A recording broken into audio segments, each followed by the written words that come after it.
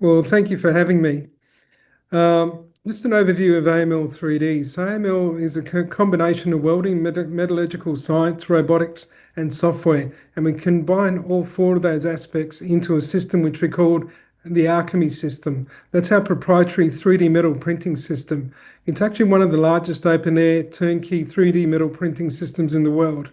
We have patented technology, and those patents are registered in Australia, New Zealand, Japan, and right throughout Europe. And we're in the process of registering it in the US.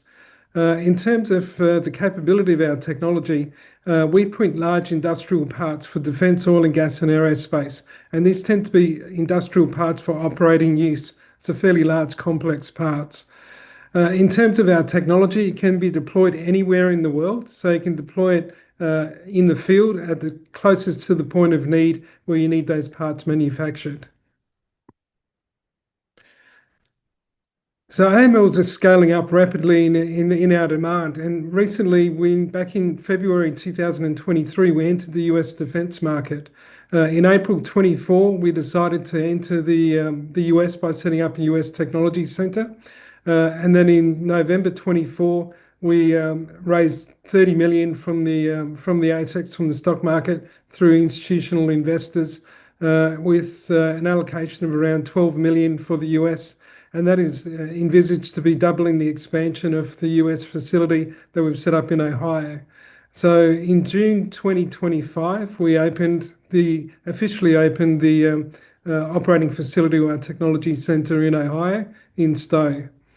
Over the last few years, AML has signed up close to 19 million in orders, and that's particularly with the US Department of Defense, US Navy. And according to Austrade, we're one of the largest exporters under AUKUS, which we're quite proud of. Our growth has been underpinned by a manufacturing license agreement with Blue Forge, and that allows us to have access to designs for nuclear attack submarines to be able to print and manufacture parts. We're looking forward to taking a share of the $951 million allocation, which has been given to Blue Forge, some of which has been allocated in for advanced manufacturing and the progression of. In terms of tripling our access to market, under the marine industrial base exists the submarine industrial base, which is our key customer at the moment. And that's been added to by adding surface fleets and munitions under the submarine industrial base. So we've effectively tripled our access to market.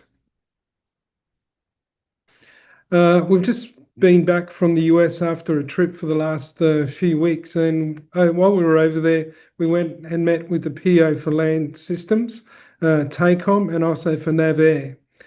These are sort of new areas that we're looking to grow into outside the submarine industrial base to round out our defence capability.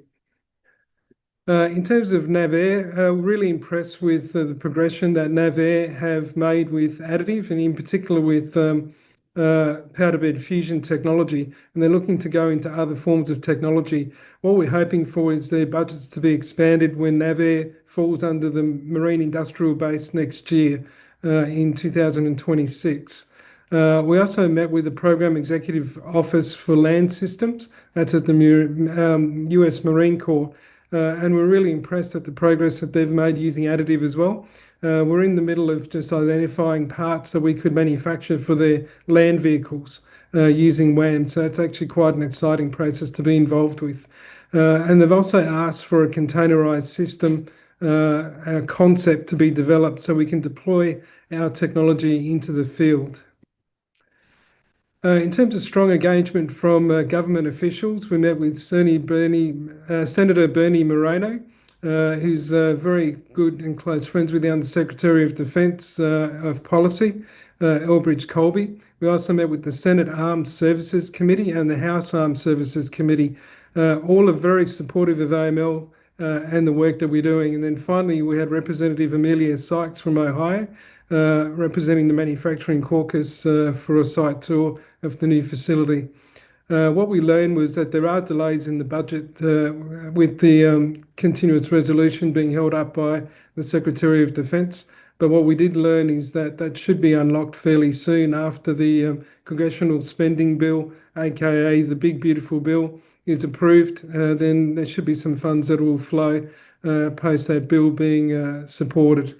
Congressional representatives are also very supportive of the AIM efforts, and what we could see in the budgeting process is that there are certain line items against high priority programs which have been allocated to AIM, which is really promoting the fact that AIM is taking hold. And then finally, promoting AIM in the use of the 2026 NDAA is really important as well. So leveraging the advantage of our technology, so we're advocating now moving forward for the defence policy and appropriations around the NDAA language, and that we can continue to expand that language on how additive is included in the NDAA. Secondly, there's access to the shipbuilding. So we've seen make shipbuilding great again. We want to be at the forefront of the advantages of taking advantage of that as that sort of rolls itself out through the US. And in particular, with our experience in the defence marine environment, we could see that we could translate that into the commercial environment as well. Leveraging our US Technology Centre for the grand opening, we're really pleased to see that we had over 50 people in the session for the grand opening of our facility. And we're leveraging opportunities in the MIB across all three areas to take hold of our additive technology as a part of that. And then finally, expanding into other opportunities. We'll continue to grow our network into the Navy and across the DoD. We're pursuing growth in nuclear in the Department of Energy. We're leveraging MIB activities and access to the UK MOD. And we've just had a delegation from AML's executive team come back from the UK and from the MOD. We're expecting some work to flow from that. And then finally, supporting the AUKUS investments in Australia and elsewhere. I won't go through this, but this just highlights the stakeholder engagement, advocacy, and the communication strategy that the company has across not only the NDAA, but the Appropriations Committee, and also the approval of budgets such as the CR. On that note, I'll conclude. Thank you very much for your time.